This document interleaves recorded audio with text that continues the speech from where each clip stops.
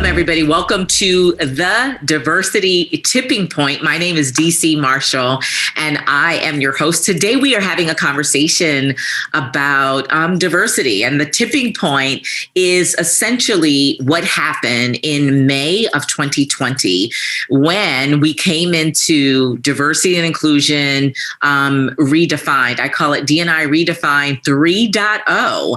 And at 3.0, we hit a tipping point. We were amid a global reckoning of racism against Black people in the United States. It was global because people around the world were protesting. It was on behalf of Black people and one man in particular at that time, God rest his soul, George Floyd. But corporate America responded differently for the very first time. And that is what we refer to as the diversity tipping point. And so I've invited experts, people who work with big brands, who go in and really help organizations to address their diversity, equity, inclusion, belonging challenges. And so today I'm excited to have a colleague who is in the space as well, Nizomi. And first of all, I'm just happy that you are here. Hey there, gorgeous. Hi, so excited to be here. Thank you for having me. Yeah, I'm glad that you are here. I'm glad to have you. Nizomi Morgan is her name, and her company, it's Michke Morgan Worldwide. And you know what? I'm going to have you introduce yourself to the folks here. So share who you are, what you do, and then we'll move into our conversation. Yeah, absolutely. Thank you so much. So my name is Nizomi Morgan, and just to make it easier, Nizomi means hope in Japanese. And if you've been to Japan, you might have heard that name because it's the name of one of the bullet trains. So here we go. Next time when you go to Japan, you'll know one word. And the company Michke Morgan Worldwide was founded in 2012. And what we do is intercultural leadership consulting. And what that means is what we really help to be the bridge builder for leaders, global companies, these global leaders, to overcome the tension and frustration that naturally, arise from cultural differences, so they can work together, effectively together beyond the borders and the boundaries that we face today. This is so awesome that we have an opportunity to chat because and this is before we get into the conversation. So my company, we have a global footprint. So we are a specialized diversity and inclusion practice. We speak 3 languages: leadership development, workplace culture, and diversity. But we are currently active in Europe, Asia, and the Americas. And our work is across 23 countries. However, what just happened is in our work in Asia, we went out to do our D&I work. Our global client is US based, but a majority of their workforce is in Asia. And 2 things happened. When we began the diversity and inclusion work in China and Japan, there was a disconnect. Yeah. And so we went back to the client. We said, help us understand, what is the value to Japan, right? Japanese people, what is the value of diversity and inclusion? How do they even frame that? So I love that we're having this conversation and you do the work to help us give context to inclusive culture internationally. So I really am so glad that we have this. In fact, I remember asking my team now, our global client, Nizomi, when we asked them, what language do folks speak in Japan and in China? And they said English. And guess what we found out 3 months later? No, they don't. And it really comes from a privileged place that we just assume. You think people in Japan are speaking English? And so in any event, let me just stop there and let me have you respond to that, and then we'll get further into the conversation. Yes. So exactly what you described, because that happens, that's how we help these companies. Because to your point, it's not from an evil place that they don't know. This comes from ignorance, to be honest. And that's really the foundation of the work that we do. I'm a firm believer that everyone is good, right? They have a good intention, but it doesn't always show up that way just because the differences. And what's really important, especially when you do work with global clients, is to your point, Dee, just what you experience with your clients is to actually the first step in our framework is to understand the context that they're in. So in your case with the American-based companies, with operations in Japan and China, I mean, they're so-called Asian countries, but we're very different. When I say we, meaning Japanese and Chinese. Even within China itself, they speak so many different languages. There's so much different culture within China itself. So understanding the context where they are in. So just to your point, when you talk about diversity, it's a big word, but diversity, for example, so we work with a lot of Japanese companies, a lot of Asian companies, and diversity in Japan is completely different from the diversity here in the US. So, for example, in Japan, when we say diversity, mainly it means gender diversity. So there's a lot of challenges around women being in the workforce. There's a lot of women in the workforce, but being in leadership positions, being promoted in important positions. So that, and the next would be physical diversity, like disabilities. And then also the next, the third will be age. Japan is an aging society. And we're not producing enough babies in that country. So we have a very skewed workforce. So those are, when we say diversity in Japan, those are the main, I would say mainly one, again, gender. And then there's like sub diversities, which here in the States, it's completely different. And yes, there's gender, there's so many different aspects. And it's not about right or wrong. It's just the differences. And a lot of global companies have struggled with that. Just to your point, language, right? So English, yes, is the business language, but when it comes to the language that the people that they actually use in everyday life would be Japanese or certain Chinese, dialects that they use. For example, I've also lived and worked in Hong Kong. They primarily speak Cantonese. It's not Mandarin. So if you understand those differences, you need to understand those differences. We have global clients that say we want to do training, and it's in English. So, and because our workforce speaks English, we just want to do it in English. And then we have to come back and say, but really think about talking about being inclusive. What is the best language environment for your people? And it may not be English. A lot of times it's not. Then you're not really being inclusive from that standpoint. So yeah, what you're doing and what you're facing, and that's exactly how we help really bridging that gap, helping that the initiatives that good intention that they have, that so that it can be really effective globally. Because when you say global, you really have to think about the local market and really understand the context. Wow. I love just hearing you give context, right? Context to this, because I just think it's a significant blind spot for Americans. In fact, the themes that we're seeing with our clients is bigger challenges and disconnects is the interculturality, you know what I mean? In terms of geographics.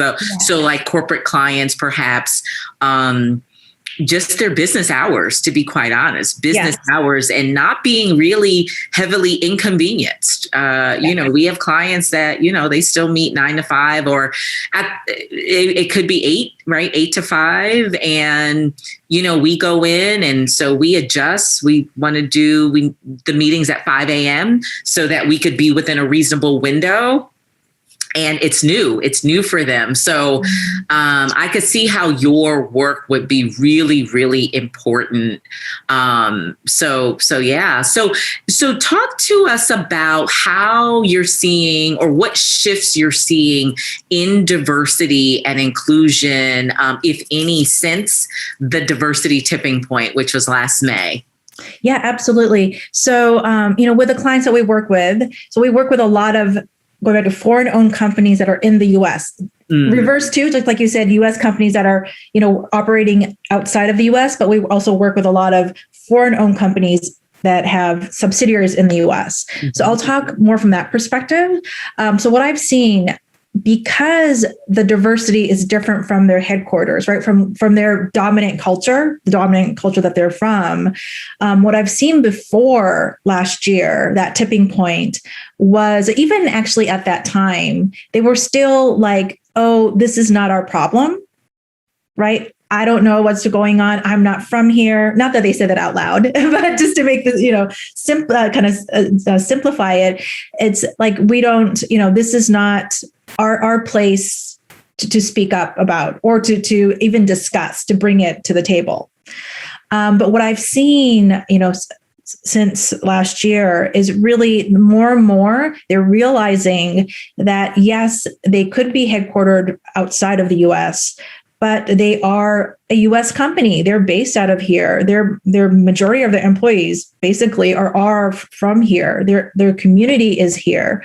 Their market is here. So they're gradually realizing that they can't stay silent in a sense of not doing anything. So I do see that shift. It doesn't mean that they're taking proactive action yet, but I do see the change of their awareness, that they're realizing more and more how rooted they are here, especially if they want to be successful.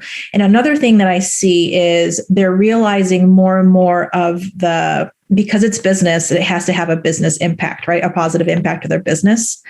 And I think from the conversations I have, they're realizing it's not just because the voice is getting louder because it's the right thing to do, but also it's the right thing to do for their business is getting clearer and clearer to them. So I see that motivation, that awareness really coming to the surface. And then do you think anything has changed with the latest movement around Stop Asian Hate? Have you seen even a shift there? Please share. I'm curious. Yeah, I do see a shift. I think for a long time, and I'm speaking with the foreign companies, the foreign executives who are not from the US, I think a lot of times they felt that in the US, when we talk about diversity inclusion, it was more about race when it comes more African American centered, and the gender, like women, empowerment, all that, or LGBTQ. And I think they're realizing, yes, there is, when we talk, it's not just about these certain groups. They're the diversity, and intellectually, I think they knew, but I think that they're really feeling it. They're seeing it. They see it on the news. They hear it from their employees. I think they're able to see more with their own eyes, really the true diversity that's in the society, that's in their employee base. And it's unfortunate, right? It's very sad that it takes so many lives for people to bring it to their conscious, and realizing that's the world that they're living in. But I think it has made a difference. It has really kind of woken them up and seeing like, okay, there is true diversity in our organization. We need to do something. There's something that needs to be done.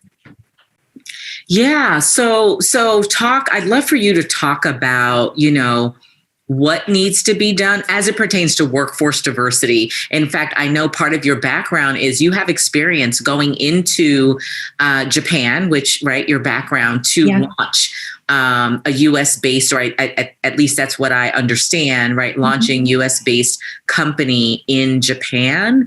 Yeah. So please share workforce diversity, experience there in startup, what some of the critical success factors are in that regard.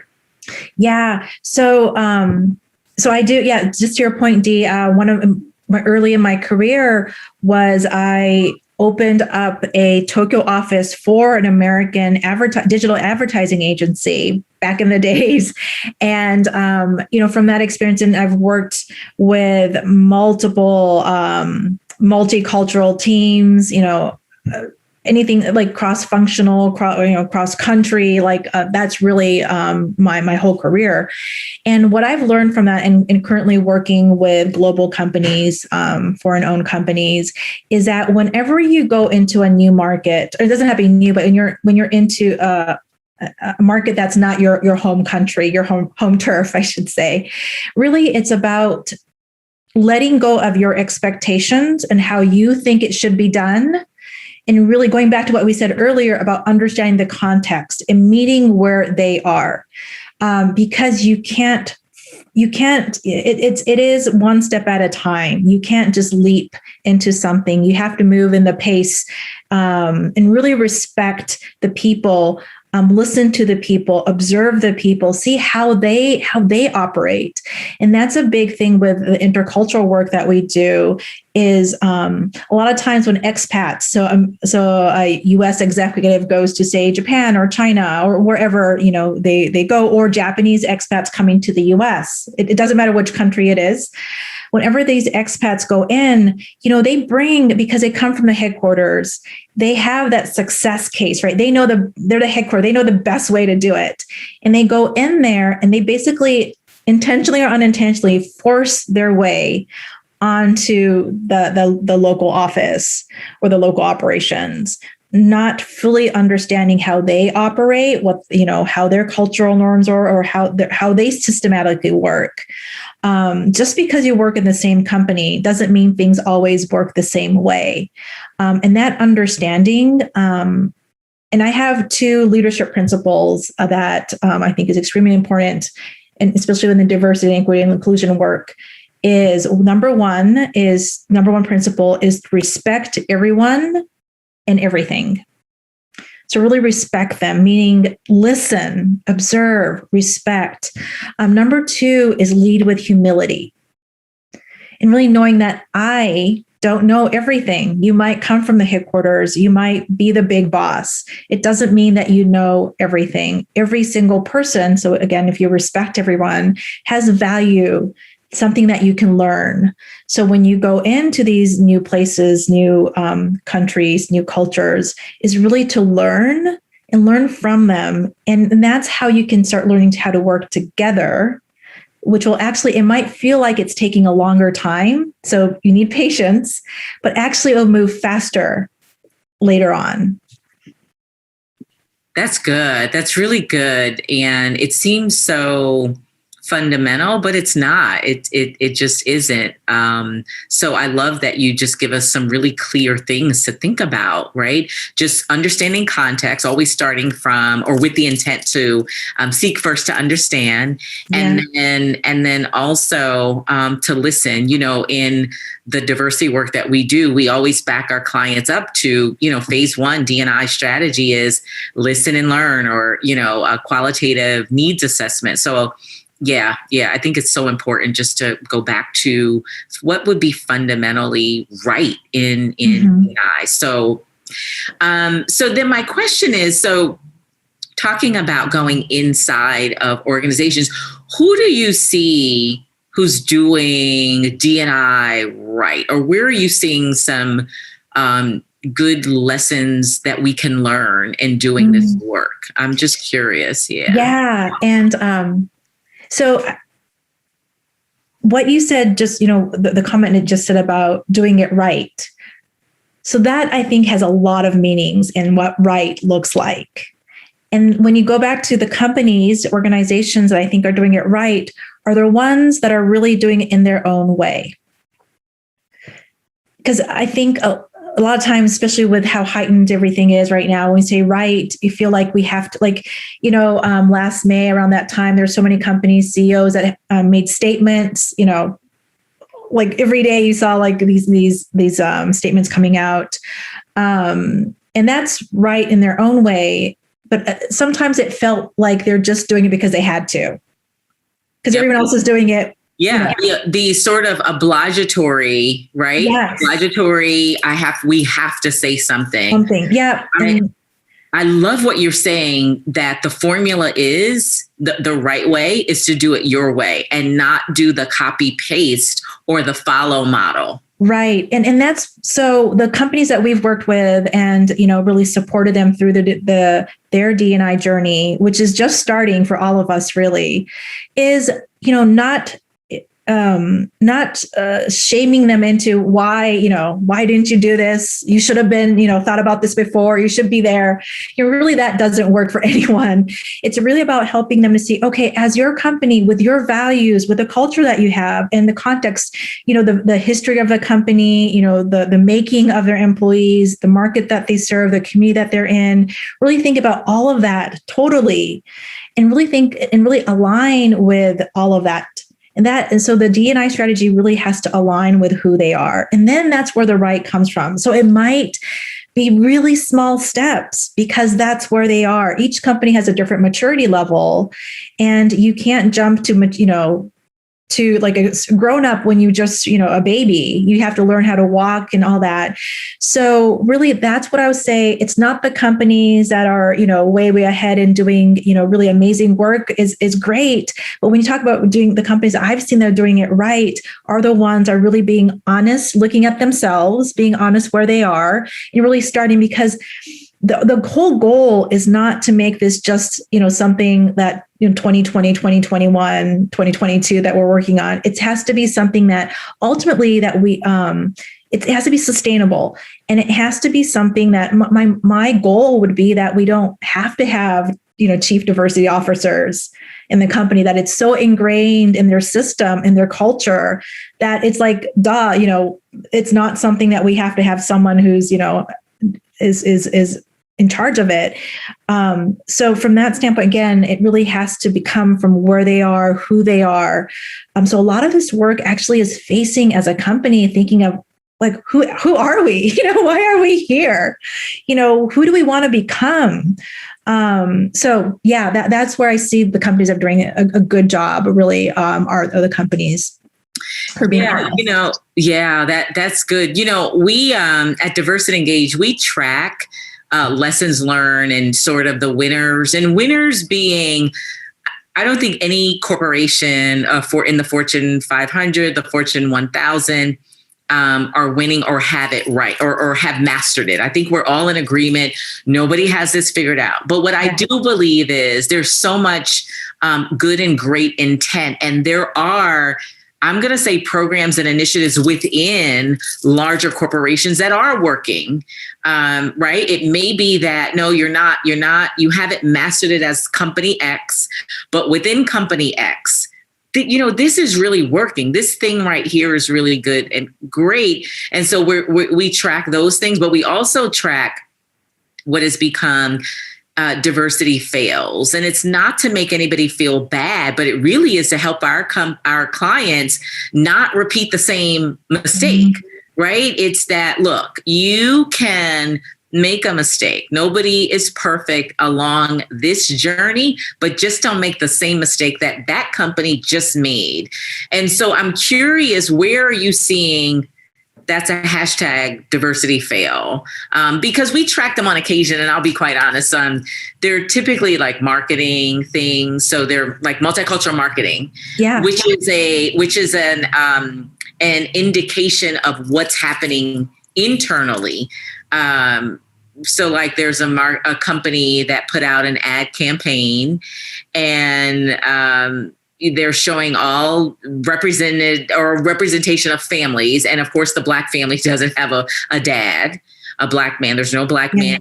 And I'm like, okay, well, company XYZ made that same mistake 6 months ago. So this shouldn't be a mistake that you should make. You can make a mistake. And so I'm just curious, where have you seen like this is a fail? I'm just curious. You don't have to name names, but yeah, absolutely. And to your point, yeah, definitely marketing, because it's something you can see from the outside, right? It's very easy to spot, and it just tells you where their minds are, their thinkings are. And actually, my background's in advertising, so that always bothers me very much. So definitely that's something, that's a great example. One thing I would bring up and talk about not naming names is even what I see failing are companies that are not putting measurements to their diversity efforts. Because the truth is, and because it's their companies, and not to sugarcoat anything really, is that the way people, the way they're measured is how they're going to perform.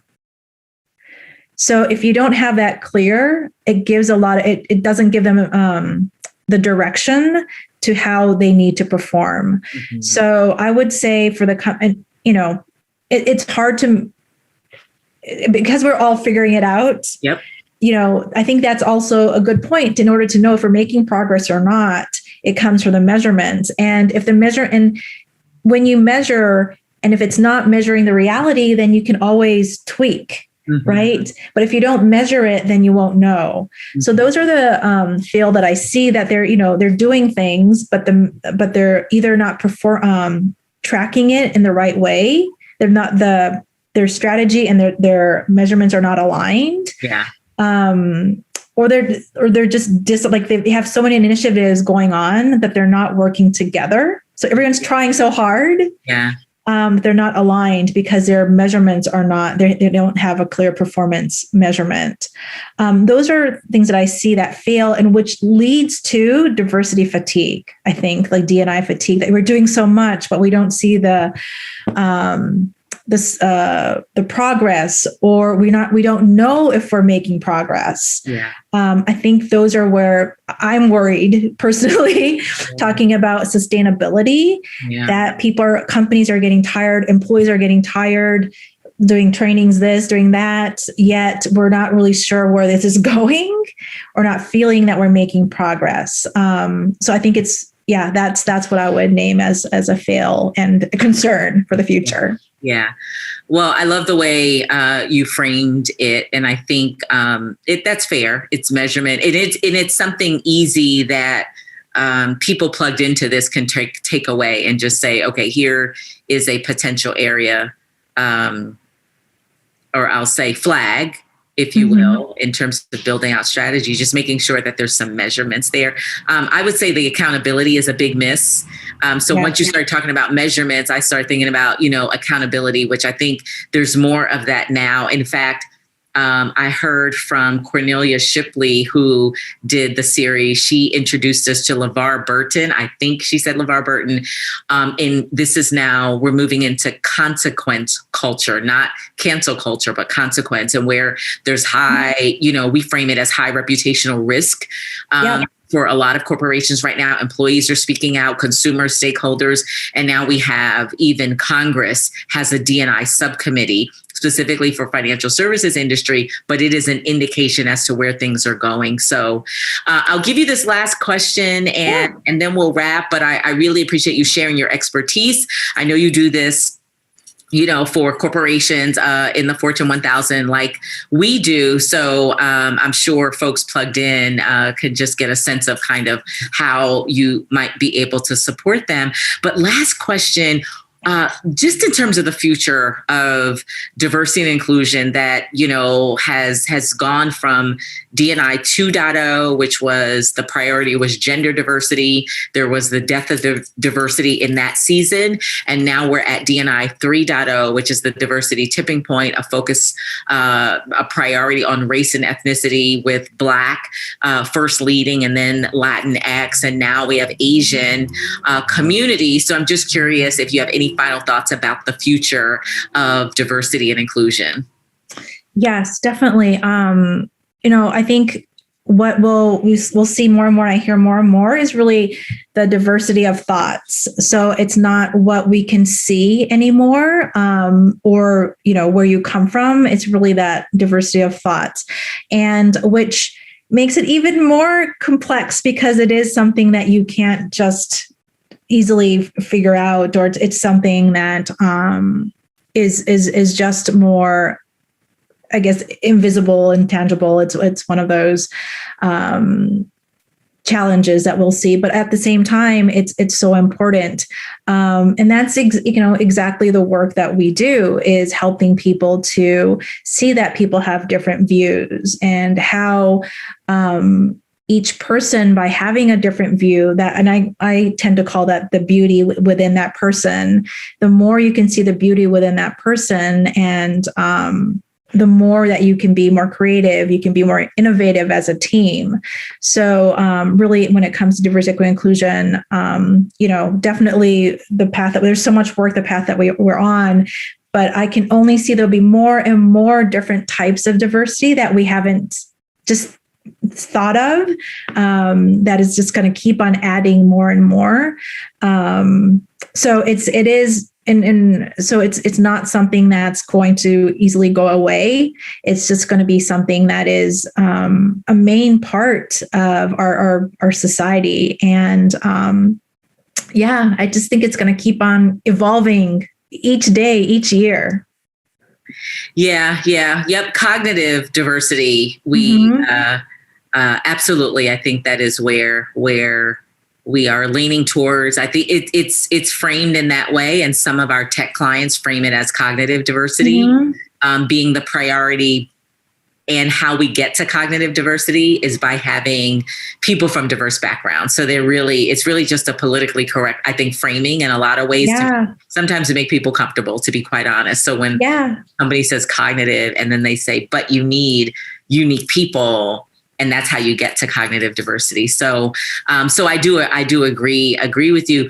I'll say this before we go. So because we're talking about diversity, and I think so much of the work that we have to do is around cultural competence, right? More so than bias training. There's a lot of bias training that happens, but I think when we see a fail in this space, it's usually because of us being uneducated or uninformed around race and culture. And so from a cultural competence standpoint, I'm African American, but people would assume that. People might assume, oh, she's Black. But no, just because I have brown skin doesn't necessarily. But I am African American, so I identify as African American. I identify as a Black woman. And so if you refer to me as either, that would be appropriate. So do you mind me asking, how do you identify? Yeah, I identify myself as Japanese because that was where I was born and raised. And so for me, that feels very comfortable being Japanese. Awesome. So that would be my answer. Awesome. I love it. And and while we're in this space, what are the 3 biggest myths or mistakes that people make about Japanese people? 3. Okay. Number 1, we don't all love anime. For example, a lot of times people, when I'm Japanese, they'll start talking to me about anime, which I have no clue what they're talking about. So that's number 1. Number 2, not all women are. Actually, tell people what that is so they know. So if they're watching, anime is a Japanese style of cartoons. Yes, I guess that's it. So so that's called anime, ANIME, anime. Number 2, Japanese women are not all submissive. That's a big stereotype that I get all the time. So when I speak out, they get surprised because they have the, idea that we're submissive and we're very quiet and we don't say anything. Number 3. Japanese do not make sushi all the time at home. It is a special food that we'll eat for celebrations or for certain occasions. We do not eat sushi all day long. Got it. So if we stay away from those assumptions, those top 3, then we're on our way to the beginning of cultural competence as it pertains to Japanese. Thank you so much, Nizomi Morgan from Mitsuki Morgan Worldwide. I appreciate you being here. And until next time, thank you, my friend, for the work that you do in the equity, diversity, and inclusion space. So thank you. Take good care. Thank you.